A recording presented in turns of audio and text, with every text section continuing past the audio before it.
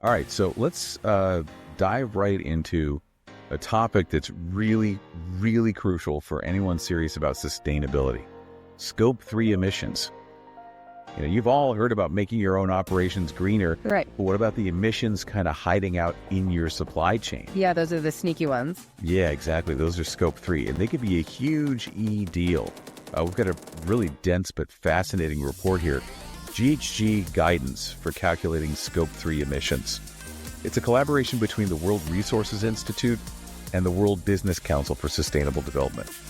And it's just packed with insights on how to actually measure and manage those tricky emissions, the ones that happen outside your direct control. Why should you care? Well, ignoring Scope 3 is like, trying to lose weight by only watching what you eat for breakfast. Yeah. It's simply not the whole picture. Not even close. So this deep dive is all about helping you understand what really matters in this guidance so you can take some impactful action. So just to kind of set the stage, a quick recap. Scope 1, those are your direct emissions. Scope 2, emissions from all that energy you buy, keep the lights on. But Scope 3, that's the Wild West of emissions. Yeah, it's where it gets interesting. It really is. It's from all the stuff you buy, the transport involved, your employees' commutes, even how your products are used and disposed of after they leave your hands. It's the whole life cycle, the whole shebang. It really is. And the report emphasizes that companies are more and more recognizing the need to account for these value chain emissions. If they want to truly manage their environmental impact, they got to look at this stuff. Absolutely. No hiding from it anymore. No, not at all. And it can feel overwhelming, I get it, but the guidance breaks down Scope 3 into 15 categories. Now, we won't go through them all, don't worry. Okay. We'll highlight the most important ones and how to approach them. Don't get bogged down trying to measure everything perfectly right out of the gate. Yeah, you don't have to be perfect. No, you really don't. The guidance encourages a kind of screening process to prioritize those categories that are most relevant to your business and likely to have the biggest impact. Where can you make the most difference? Right. Focus your energy where it counts. Exactly. So think about the size of the emissions in each category, the potential for reduction, and how it aligns with your specific sustainability goals. Maybe transportation's huge for you, or perhaps it's the materials you source. Focus your initial efforts there. Makes sense. It does. So let's take a look at a few specific categories and some of the kind of fascinating things this guidance reveals. Let's start with purchased goods and services. This is a big one. Okay, yeah. This covers everything from raw materials to office supplies, pretty much everything you buy. It adds up. Oh, it really does. And the guidance offers multiple calculation methods, depending on the level of data you can gather, from very supplier-specific data to just industry averages. The more precise, the better, obviously. But even just starting with estimates is a valuable step. At least you're doing something. Absolutely. Got to start somewhere. Yeah, exactly. And then there's capital goods. This is about those big investments, machinery, buildings, vehicles, the big stuff. And the guidance highlights a really interesting point here, and that's don't try to, depreciate those emissions over time.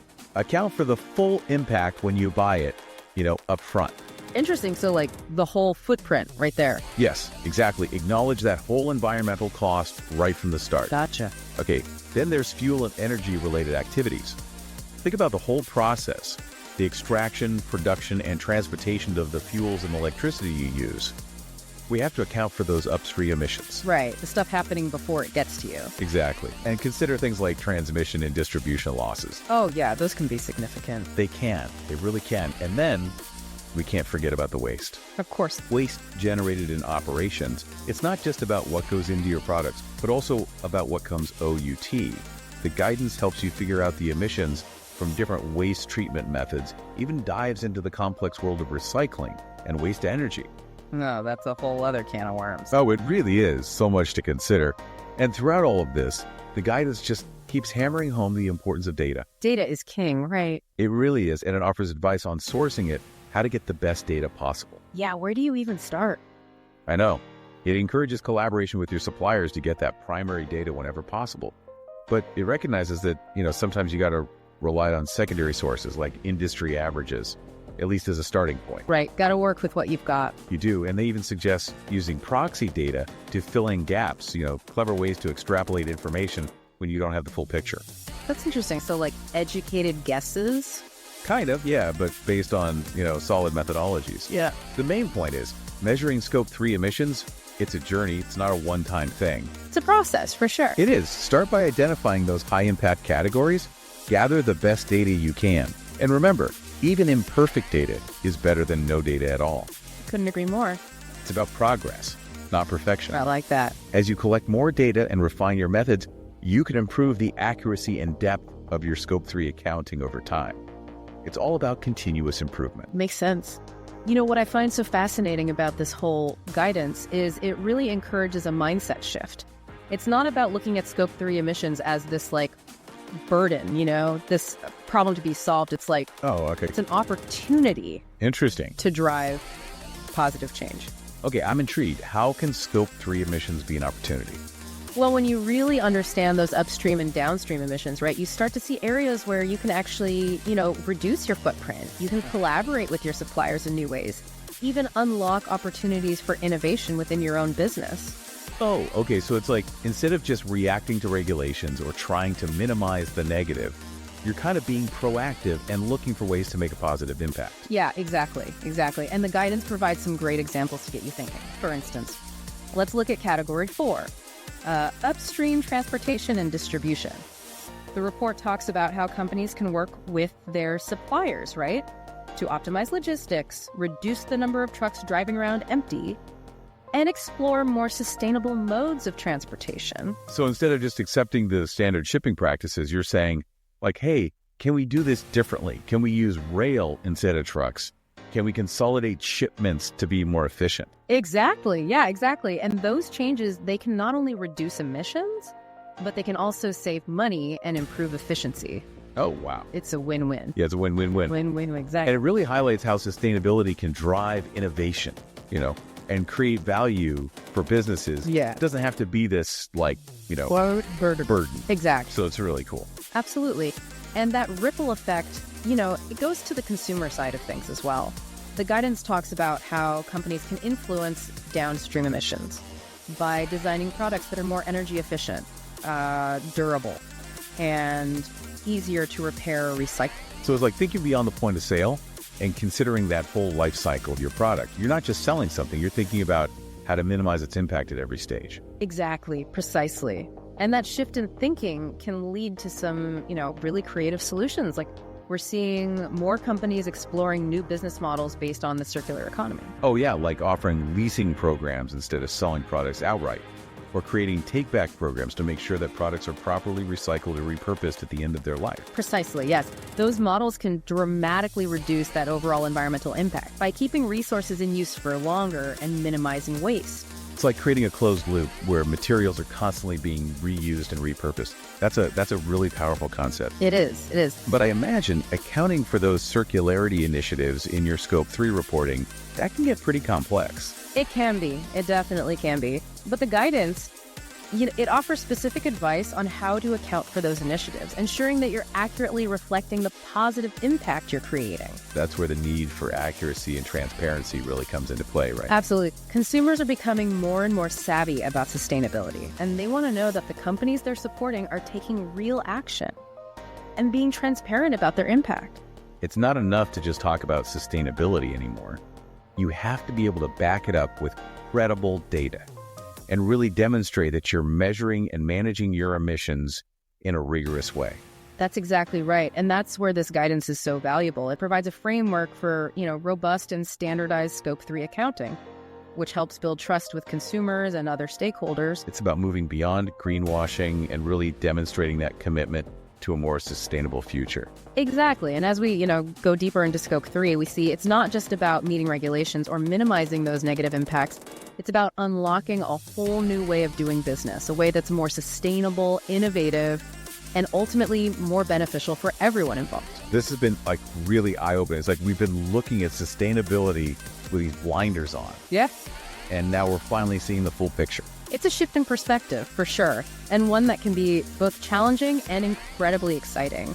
It reveals the complexity of the challenge, but it also opens up, like you said, a world of possibilities for positive change. I have one more question before we wrap up. The guidance mentions this concept of scenario uncertainty. I'm curious, like, what does that mean and why is it important to consider? That's a great question. Scenario uncertainty is about acknowledging that the future isn't, you know, set in stone. there are many possible paths we could take, and those different paths can significantly impact your Scope 3 emissions. You give me an example. Sure. So imagine you're a company that produces packaged food products, and you're trying to calculate the emissions from your packaging materials, right? You could base your calculations on the assumption that consumers will continue to dispose of those packages in the same way they do today.